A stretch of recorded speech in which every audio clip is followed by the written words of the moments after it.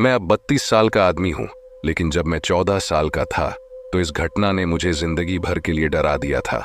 मैं और मेरी मॉम छुट्टियों पर कनाडा में अपने परिवार के कुछ लोगों से मिलने के लिए गए थे और हम बहुत एक्साइटेड थे। हमारा परिवार उस समय काफी दूर था। मेरे पिता ने हमें फ्रांस में एक गैर औरत के लिए छोड़ दिया था और हम एक नई शुरुआत के लिए इंग्लैंड चले गए। खैर, हम वहां पहुंचे और मुझे याद आया कि यह कितना सुंदर है जहां मेरी दादी और दादा रहते हैं। वैसे यह लगभग सर्दियों का समय था, इसलिए यह काफी ठंडा था।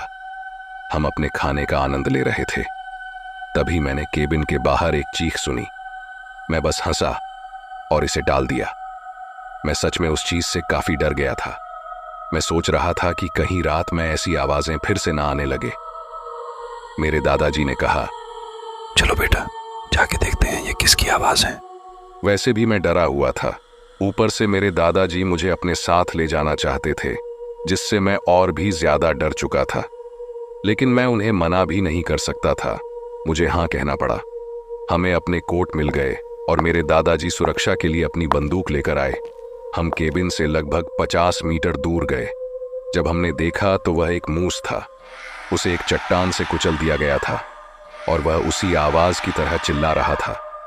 हमें इसे इसके दुख से बाहर निकालना था, लेकिन वो अब जा चुका था।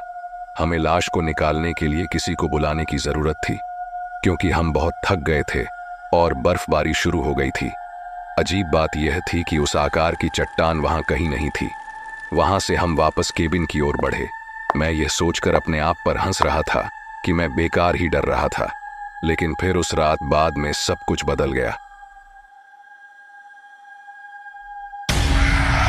लगभग 20 मिनट बाद हमने वही चीख सुनी। हम सभी उछल पड़े और मैंने बाहर देखा तो उस जानवर की लाश अब नहीं थी। मैं उलझन में था कि कैसे एक बड़े जानवर की लाश एक चट्टान के साथ गायब हो गई, जिसका वजन शायद मुझसे 2 गुना था। फिर मैंने कुछ देखा। मुझे लगा मैं बुरा सपना देख रहा हूं। हैंडगन वाला एक आदमी हमें घूर रहा था और उसका निशाना ठीक मुझ पर था। फिर वह चिल्लाया, कोई भी हिलना मत, वरना जान से मारे जाओगे। उसे नहीं पता था कि मैंने भी सुरक्षा के लिए अपने साथ एक चाकू ले रखा था। जब वह मेरे परिवार के बाकी सदस्यों पर ध्यान दे रहा था, मैंने चाकू सीधे उसके हाथ में मारा, जिससे उसने बंदूक गिरा दी और मैं सीधे उसकी ओर दौड़ा और उसे जमीन पर गिरा दिया, ताकि मेरे परिवार को पुलिस को बुलाने का समय मिल सके। हम एक दूसरे को मुक्के मारते रहे। उसे रोक नहीं सका। वह अपने हर मुक्के के बाद अपनी बंदूक तक पहुंचने की कोशिश करता रहा। लेकिन सबसे डरावनी बात जो मुझे याद है वह यह थी कि वह सिर्फ मुस्कुरा रहा था। मैंने कोशिश करना जारी रखा ताकि वह बंदूक के बारे में भूल जाए और फिर एक धमाका हुआ। किस्मत अच्छी थी कि गोली मेरे कंधे पर लगी। मेरे शरीर से बहुत खून निकलने लगा, लेकिन मैं उसके हाथों पर वार करता रहा, जिससे वह कई अलग अलग जगहों से टूट गया। फिर मैंने उसकी पसलियों पर पैर मारा और उसके सिर पर तब तक लात मारता रहा जब तक कि वह बेहोश नहीं हो गया। पुलिस लगभग 10 मिनट बाद आई और मुझे कुछ टूटे हुए दांतों और टूटे हुए जबड़े के साथ अस्पताल ले जाया गया। मैंने भी कोई कसर नहीं छोड़ी। मैंने उसकी 3 पसलियां, सभी 5 उंगलियां, जबड़ा और नाक तोड़ दी। यह पता चला कि यह आदमी कुछ हफ्ते पहले जेल से भाग गया था। अब मुझे रात में कभी नींद नहीं आती। मैं उल्लू के नाम से जाना जाता हूं और मैं दिन भर सोता हूं। मैं अब इसी बारे में सोचता हूं।